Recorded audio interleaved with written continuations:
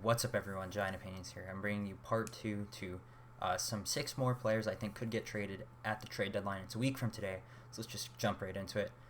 First guy I got up, starting pitcher.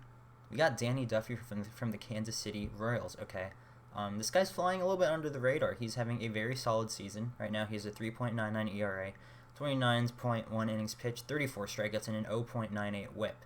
And starting pitching is a huge need for a lot of teams right now. And this guy isn't really being talked about that much, but honestly, I think he could provide value to teams. And he's also had postseason experience with the Royals. Now, his numbers weren't great, but he was used as a reliever, to be fair. So, if he were to get traded, he would be a starter in the rotation. He's a free agent after the 2021 season, so he has another year on his contract after this one. $15 million, so that is a concern. But teams I have him possibly getting traded to, got the Tampa Bay Rays, so they need some help with their starting rotation. I have the New York Mets, too. And the Houston Astros, because the Astros, I highly doubt Verlander is going to come back. And anyways, he is a veteran presence, and he will help that team. So next guy up, we got Donovan Solano from my San Francisco Giants. Second baseman and infielder. Right now, he has a 1 WAR, 363 batting average, 1 home run, 16 RBIs, 494 slugging, 899 OPS. This guy has been a very good hitter this season. He batted for 320 last year too, so it's not like this is just some random thing. He can hit the ball. Now, he does need to work on getting on base a little bit more via the walk, but anyways, teams will want this guy if they're struggling offensively, especially cashing in runs. This guy, Donovan Solano, will cash in runs. He will get those RBIs. Now, he is a free agent after the 2021 season, so he has another year on his contract again, or he is arbitration after this season, but then he's a free agent in the 2022 offseason. But the teams I have him possibly getting traded to are the Oakland A's. Second base is a position where they could have definitely upgraded. Tony Kemp has definitely slowed it down, and I doubt they're going to really use Franklin Barreto at second base. It doesn't make sense when they could upgrade and have a huge offensive spike, because Matt Olson, his batting average is way down low this year. Same with Marcus Semien. So I mean, you gotta fill the void with another guy. And I also have the San Diego Padres. Now they do have Luis Garcia at second base right now, and he is doing okay for them. He's batting 290. But anyways, I just have him on there because I'm not sure. I'm not really sure that Luis Garcia is going to be the answer for the rest of the season for the Padres, and I think Solano would still be an upgrade, and over Jerks Profar too. I have the Cleveland Indians because their offense is, I think it's the worst in the MLB based on team batting average, so they got to find ways to get the bats going because their pitching is phenomenal. And then I have the Reds too. Reds have a huge hole at second base. The Reds should go trade for this guy if they're at the deadline wanting to buy. You got to fix second base because you got to get that offense going. You got big names in there, and they should not be performing the way that they are. They should be way better. And the Brewers, if they decide to still, or if they decide to be buyers at the deadline, I just put them on there because why not? Now, next guy up, we got another second baseman, Jonathan Schoop from the Detroit Tigers. This season, he's batting 278 with 6 home runs, 12 RBIs, a 495 slugging, and an 803 OPS. Now, he is a free agent after the season. He's making $6 million, and he kind of signed with the Tigers with the intent that he was going to get traded anyways mid-season. This guy can swing the bat too. We've seen in the past, primarily in 2017 with the Orioles, he had a great year. This guy can play some okay defense too. He provides value to a team, and he's a rental player, so you're not really going to have to give up that much, in my opinion. You might have to give up like a prospect in your top 30, but it's not going to be like the number one guy or anything.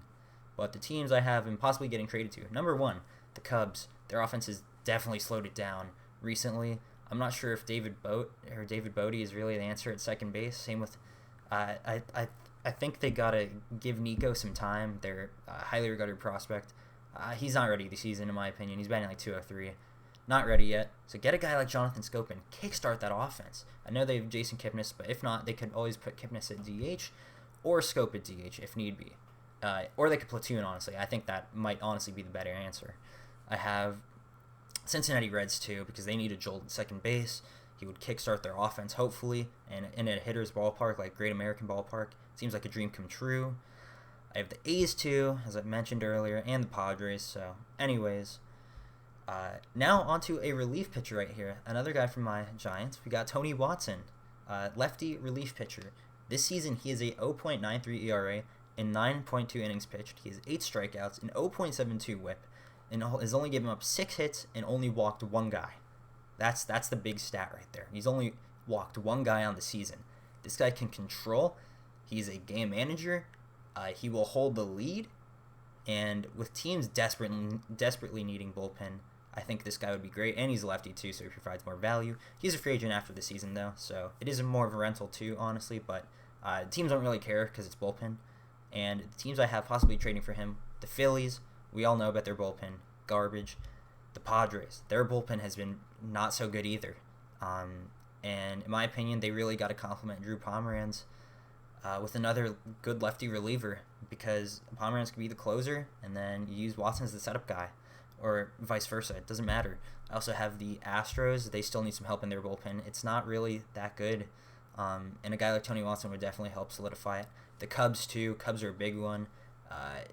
Earlier in the season, their bullpen, that's where they faced more trouble, but still lately it's not good enough. If they want to make a big push, because this might be one of the last years that they can do it, they got to improve the bullpen. They do. Cannot be blowing games, and Tony Watson would help them tremendously. And the Tampa Bay Rays, because they are a playoff team too, and their bullpen has not been as good as they expected it to be this season. So, continuing on, we got Mitch Moreland, first base and designated hitter from the Boston Red Sox. This season, he's doing very well, actually. He has a 340 batting average with 7 home runs, 18 RBIs, a 444 on-base percentage, 792 slugging, and a 1.237 OPS. This man is raking this season. He is a free agent after the season, but he does have a team option, so if the team wants to keep him around, you only have to pay him $3 million for next year. So honestly, it's not that bad. You're not going to be breaking the bank for this guy, which is a good thing. He is on the older side, though, so, I mean, he might not be the same next year. We don't really know. Anyways, teams that need a power bat or just need more, teams that need a jolt with the offense, but especially in the power department, you got to get this guy, because he is one of the best available based on his stats this season and his performance. So the teams I have on here, I got the Cubs. They need help with their offense. He could honestly be a great DH. Anthony Rizzo is struggling at first base too, so I mean, you never know. I have the Dodgers on here, because actually the Dodgers are are a team I think that should really go out and get Mitch Moreland. Jock Peterson's not really cutting it at DH, and I think a guy like Mitch Moreland would fit perfectly. Or you could move him to first base and then move Bellinger back to the outfield, which I think would be more valuable, honestly, because Bellinger has, I mean, he's a great outfielder. We all know that, but he plays first base occasionally. We have the Colorado Rockies, too. Their DH position is not really solidified. They had Raimel Tapia batting there yesterday. I mean, come on. I'd take Mitch Moreland over Raimel Tapia every day. Not to mention, Mitch Moreland at Coors Field. Oh, man. That should be a dream come true. And I have the Indians in here, too. I'm not really sure where he'd fit, though, because Carlos Santana is at first base, and even though he does have like a 170 batting average or something disgusting, he's still finding ways to get on base. So, I don't know. They probably put him at DH, maybe move Franmil back into the outfield, but then again, do you really want Franmil Reyes in the outfield? Anyways, the last guy I got on this list, this is a little bit of an unknown one, in my opinion. I think he could be very sneaky, and it could possibly be one of the best moves at the deadline if a team goes out and acquires this guy.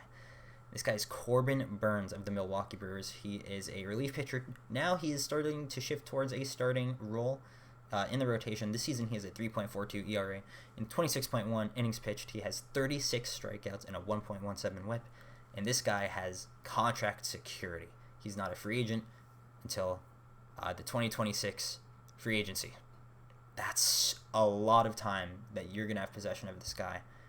And this guy's very young too, so he could only get better if you trade him to a team and their pitching coach knows how to just, maximize this guy's potential and all his ability and refine his pitches to a greater extent. This guy could be phenomenal in the future, because right now I think he's pretty solid.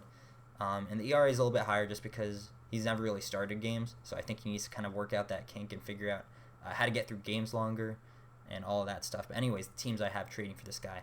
Number 1, New York Yankees. They always need starting pitching. Now this guy would give them, he's a young arm that they could have control for a long time and not have to pay that much money.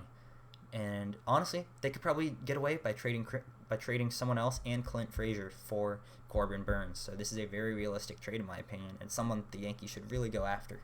I have the Oakland A's too. The A's, someone mentioned it in one of my videos. If you're watching, thank you. But the A's would be so much more of a better team if they had one or two more starters that are above average. Corbin Burnes is above average in my opinion. I mean, look, you look at the numbers. This guy is young. He has contract security. The A's don't like paying money, so that's another additional bonus. Billy Beane would love that, and he would really help out the A's rotation because if the A's could trade for JT Realmuto and a guy like Corbin Burnes, they're my World Series team. And I have the Angels on here too. Now you might be like, I mean, the Angels aren't really competing, but they need starting pitching, so I just put them on here because they desperately need starting pitching. You cannot just waste Mike Trout like that. He's going to be the greatest player of all time once he retires. And I have the Atlanta Braves too because the Braves rotation could definitely be better. I think the rotation is definitely the thing that's just holding them back from being a World Series favorite. They got the lineup going. The bullpen is doing pretty good this season. Starting pitching, though, that's their issue right now. And trading for a guy like Corbin Burnes, you don't have to pay him that much money. Now, you will have to give up some good prospects, but anyways, the Braves have a really good lineup already right now. You could probably find some people to give up, and you wouldn't really pay the price necessarily. You'd still have a very good team, and you're not gonna have to pay them that much because they have some kind of big contracts. You're gonna have to pay some guys soon. So, anyways, that's gonna wrap up the list. This is a longer video. I went into more depth, so if you stuck around through this part, I really appreciate it. Let me know what you think about this, and let me know down below in the comment section more guys that you think could get traded. These are kind of my 6 under the radar guys. So, let me know what you guys think, and I will see you all in the next one.